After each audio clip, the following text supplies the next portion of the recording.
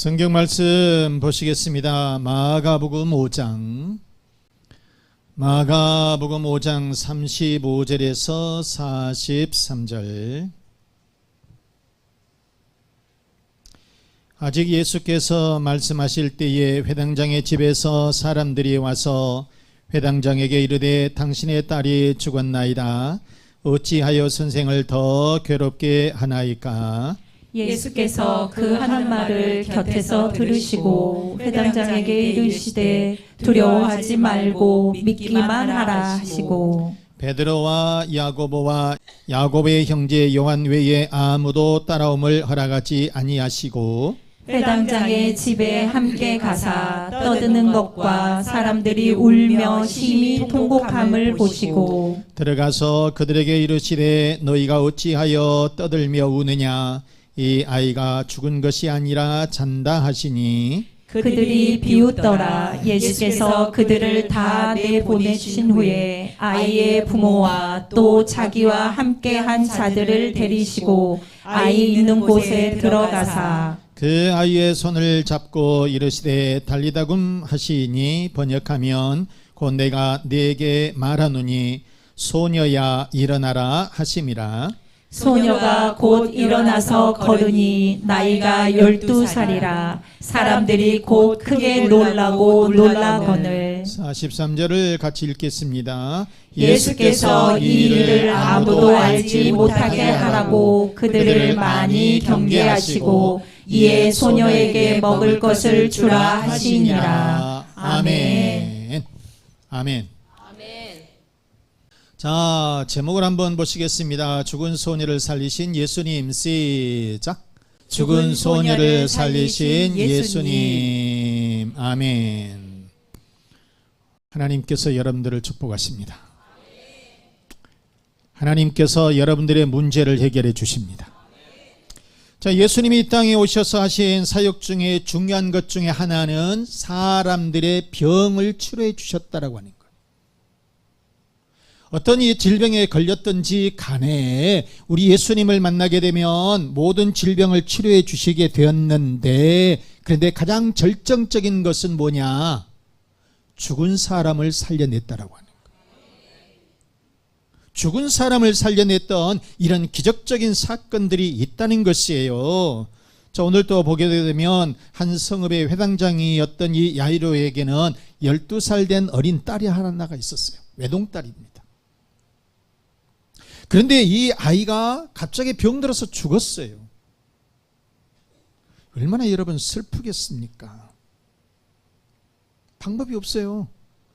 그런데 예수님께서 그 마을에 들어가신 거예요. 이것을 안 이 회당장 야이로가 예수님에게 급히 찾아가 가지고 우리 집에 좀 오십시오. 우리 딸이 지금 많이 아픕니다. 그런 얘기예요.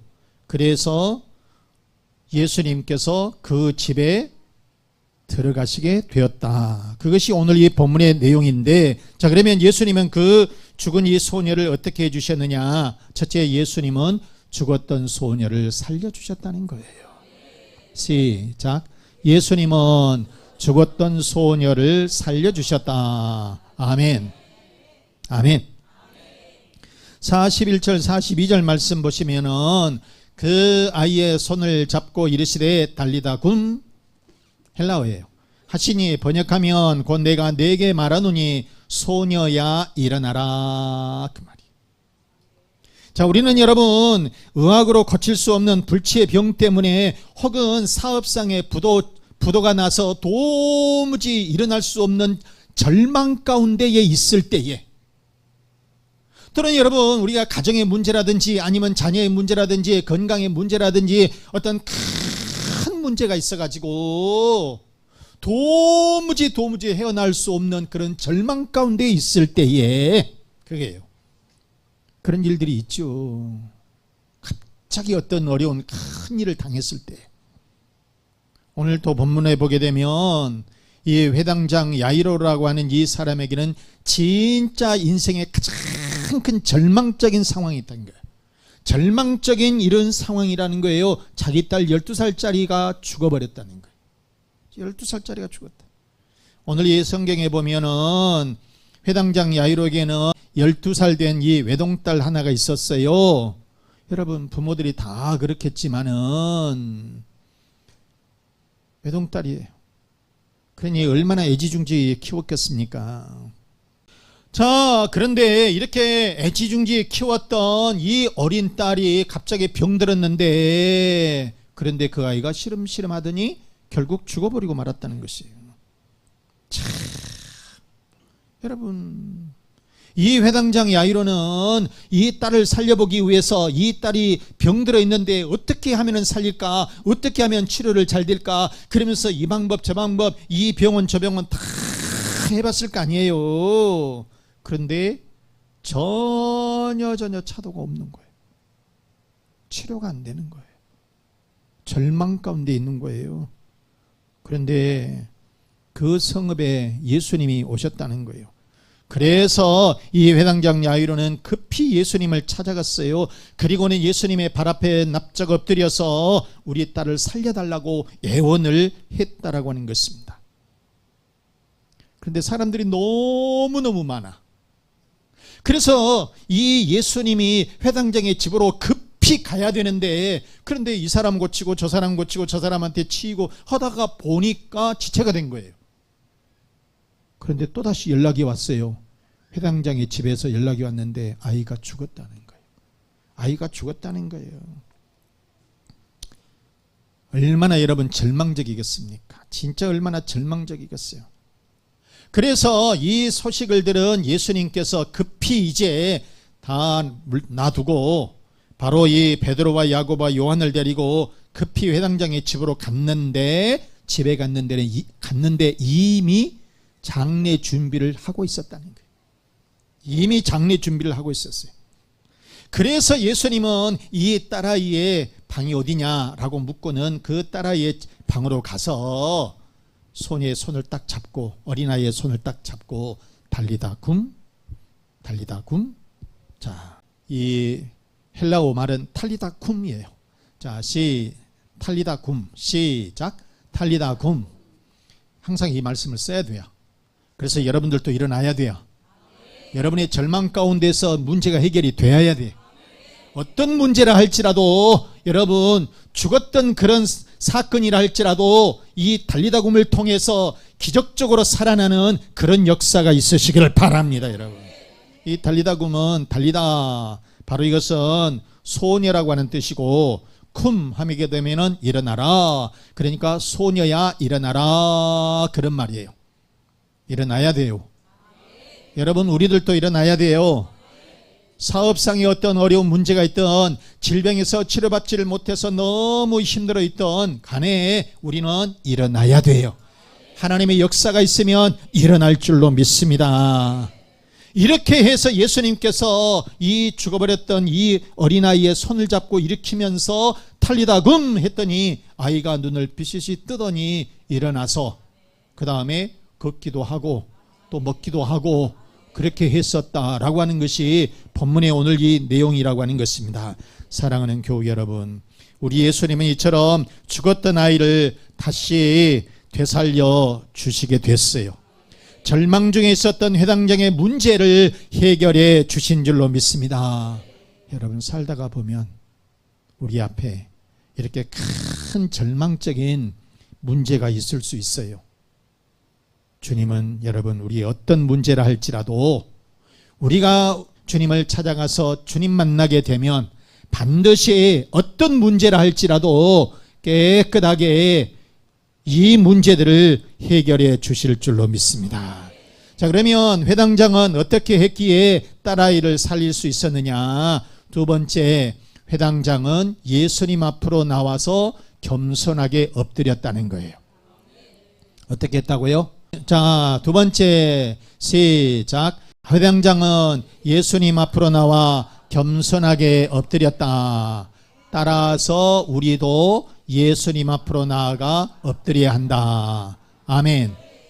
어떤 큰 문제가 있더라도 예수님 앞으로 가라 그 말이에요.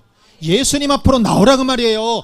그런데 뻣뻣하게 나오는 것이 아니라 예수님 앞에 나와서 엎드려라. 그러게 되면 문제가 해결이 된다 그 말이에요.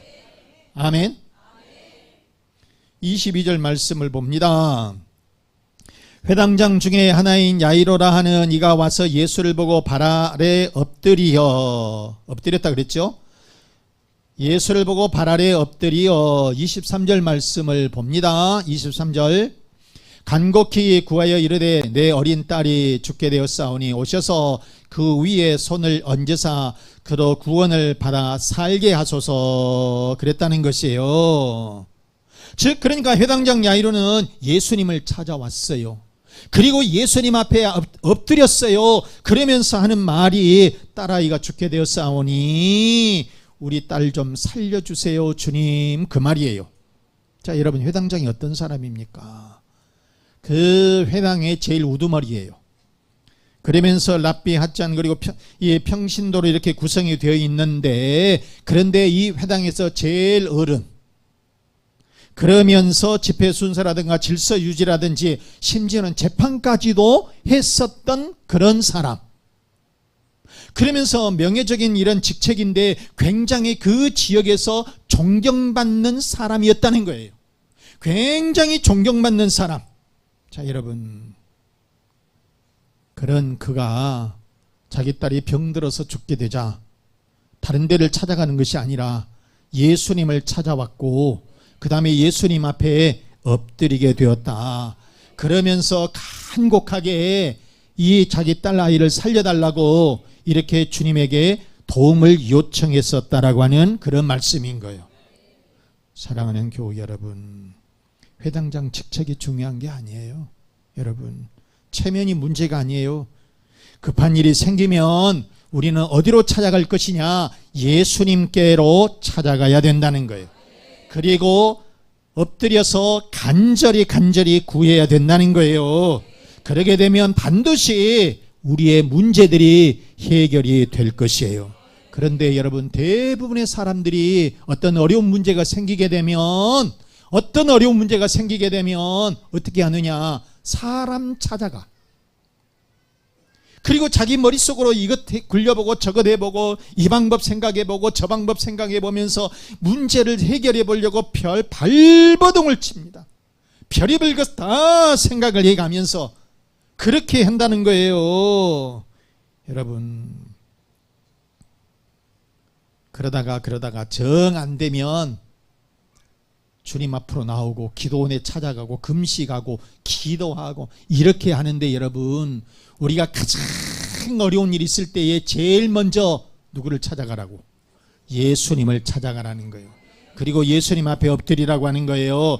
그러게 되면 주님께서 역사하시고 문제를 해결하시게 될 것이다. 그런 말씀인 거예요.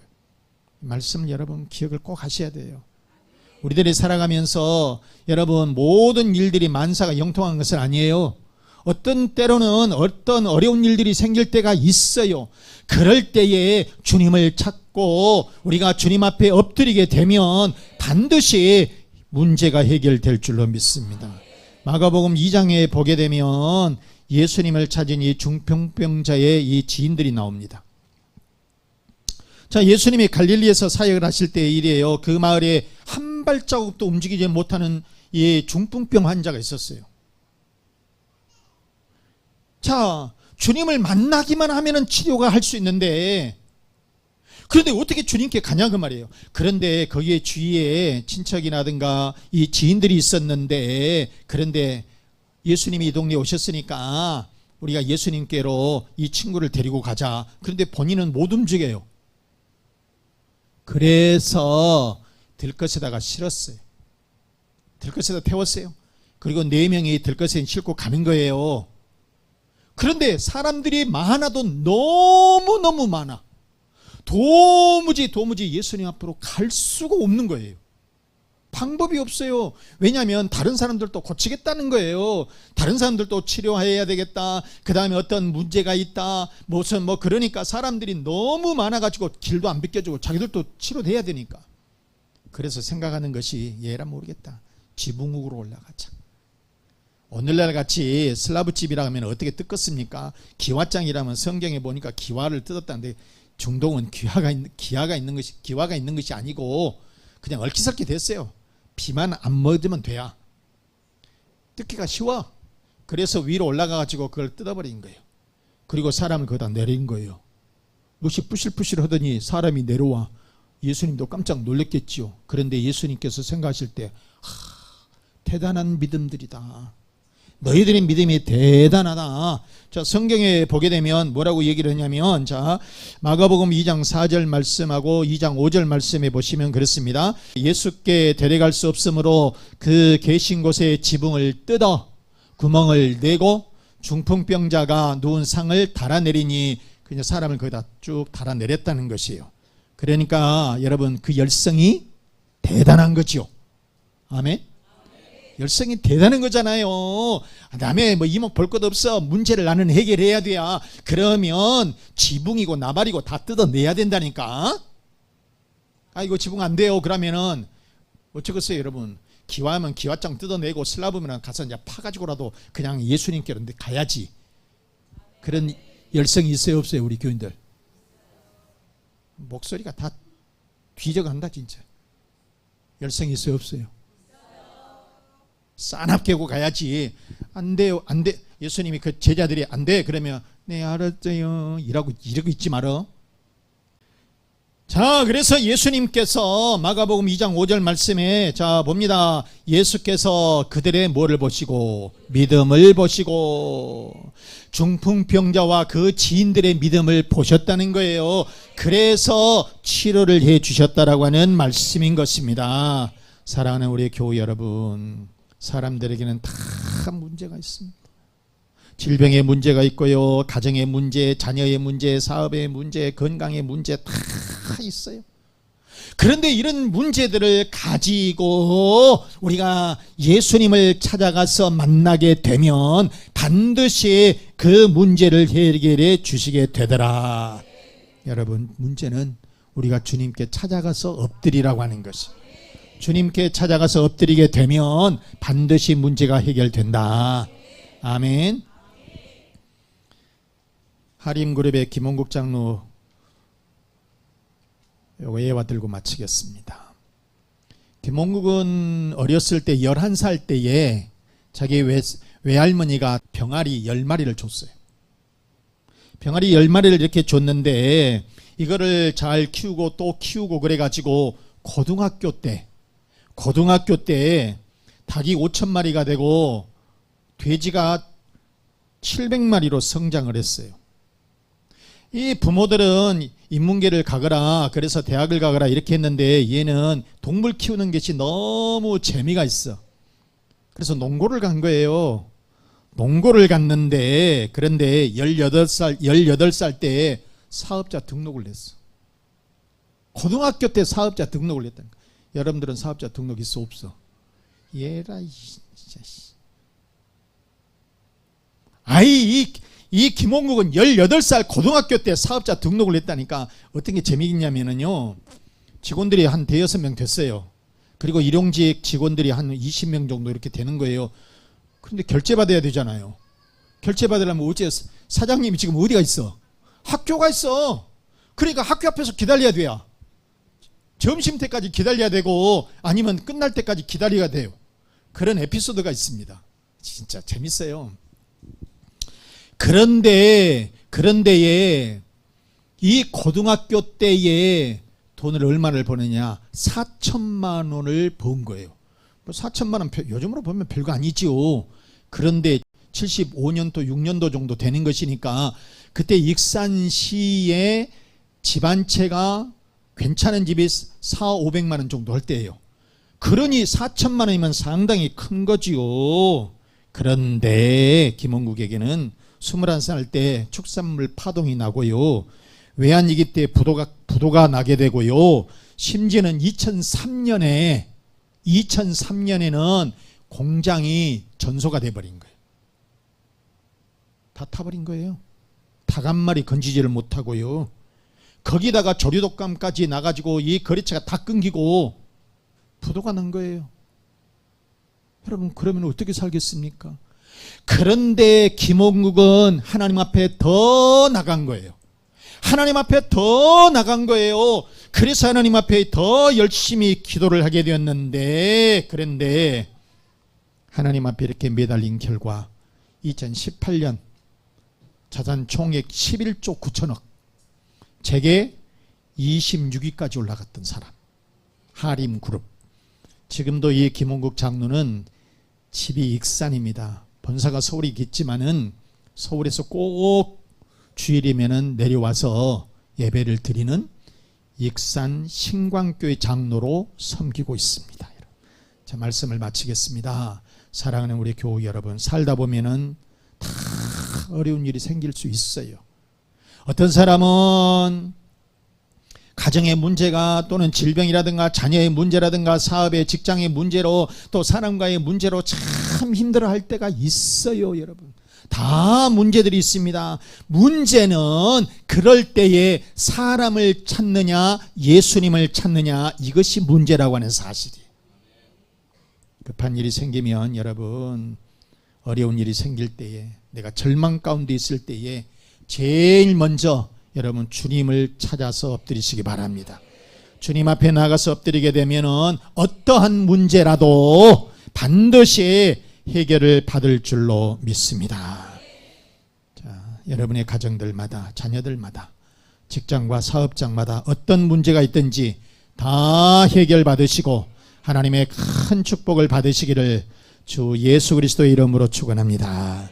축원합니다. 자, 이 말씀을 생각하시면서 주님은 모든 문제를 해결해 주십니다. 그러므로 우리들은 겸손하게 주님께 엎드려야 합니다. 여러분들의 가정의 평안을 위해서, 자녀의 앞길과 건강을 위해서, 사업과 직장의 번성을 위해서 우리 다 같이 기도하겠습니다.